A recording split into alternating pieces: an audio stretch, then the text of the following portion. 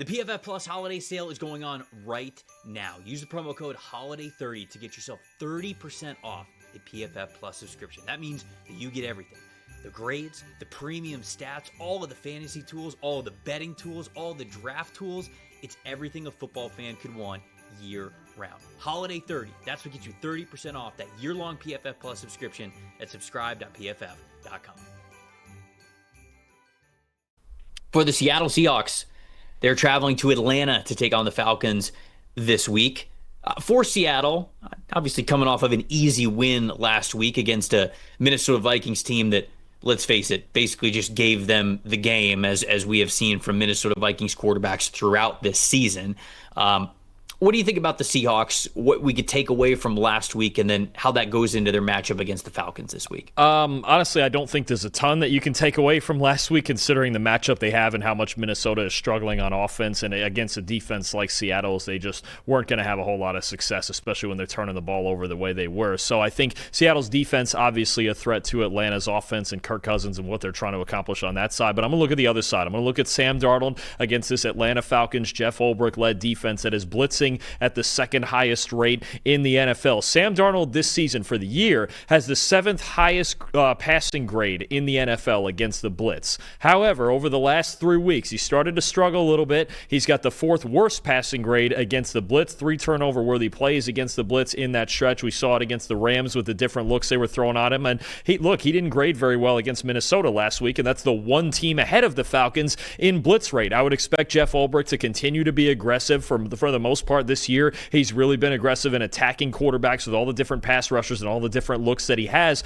The Atlanta Falcons, they're 8th in the league in pass rush grade and pressure rate when they blitz, okay? Mm-hmm. 1st in the league in sacks. They have the most sacks in the league this year when blitzing. I believe that's 23 sacks and 10th in pass rush win rate. So not only do they have better individual guys rushing the passer this year, Leonard Floyd, Jalen Walker, James Pierce, Brandon Dorless, Arnold Ebiketie, all these guys, it's a really good group of defensive linemen, but the way that Jeff Ulbrich is creating pressure could create a problem for Seattle's offense. Seattle is 28th in pass blocking grade when a blitz is on. Sam Darnold has been really good because he's been able to get the ball out quicker than ever, but the onus is really on him to beat the blitz as opposed to relying on his offensive line picking it up. They haven't done a great job, especially in the interior, of picking up blitzes, so I think that's going to be a battle, especially if Seattle finds themselves in 3rd and long situations. Sam Darnold versus Jeff Ulbrich. Can he make the right decisions? And he hasn't really been doing that at a high rate the last 3 weeks. Can he make the right decisions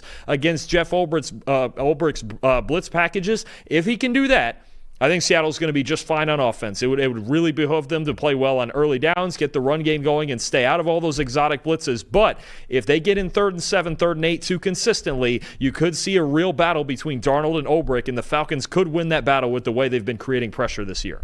I agree. That side of the ball is going to be closer than I feel like I've seen most people talk about so far this week. I think people just look at this matchup and they just go, oh, okay, like easy one for Seattle. And I do think that side of things, especially with Atlanta at home, could even go in their favor and keep this game a lot closer than most people would expect. The line on this one is the Seahawks favored by 7, even though they are on the road here. But unfortunately, Dalton, when I look at the other side of the ball, outside of Bijan Robinson having a crazy game where they're just, I'll throw Tyler Algier in there as well, where they just dominate on the ground and they have an extremely explosive day on the ground.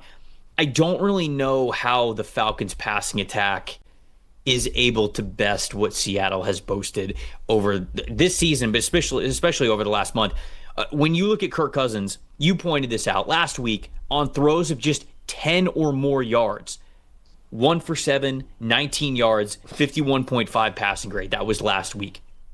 When you look at Kirk Cousins this entire season, whether he's come in relief for Michael Penix or when he's been the starter when Penix has gone out, 39.9 PFF passing grade under pressure. Dalton, since week 9, can you tell me which team has the most total pressures in the NFL? Take a wild guess and say the Seattle Seahawks because it's relevant. The Seattle Seahawks. Don't love that. So now we have a quarterback who doesn't really have the juice in his arm to make up for, some of those quick, tight window throws, or even the ones deep down the field, right? Let's say that Seattle's getting aggressive. They're sending a lot of people at the pocket. They want to pressure, although they don't have to because their defensive line's been fantastic. But let's say Kirk goes, okay, well, now I got some wide receivers I can take chances on. He has not been good throwing the ball 10 or more yards down the field this season. And then you're in a situation where he doesn't have a lot of mobility to him either. So, and I think you pointed this out on Monday, the Falcons really struggled in pass protection last week too. I think that the side of the ball that you talked about, it could be really close. That's going to be a fun matchup there with Seattle's offense versus the Atlanta Falcons defense. The other side of things, I think that part of it could get really ugly. I'm going to go with Seattle 24, Falcons 13. It's hard for me to imagine, again, outside of Robinson and Algier just really taking control, that the Falcons are able to move the ball the way that they need to keep up in this one. Yeah, no, I agree with you. I have it a little closer. I have it 24-17 Seattle. I do think the run game could have a little bit of success early for Atlanta, but if they get in obvious passing situations, they have a real problem. And Drake London on a Wednesday today, not practicing, not sure if he's going to play this week. It would help them a lot to keep this game close, having your best receiver out there. But I do think Atlanta's defense can play well for a while in this game. It's just that offensively, you're right, not explosive enough to attack this defense on a consistent enough level to win this game. I also think it could be a little closer just because you have the kind of West Coast to East Coast early game bit there, playing at 10 o'clock, Pacific time there for Seattle in Atlanta. So that could be one thing that maybe they get off to a sluggish start, but eventually I think Seattle's just a better team here.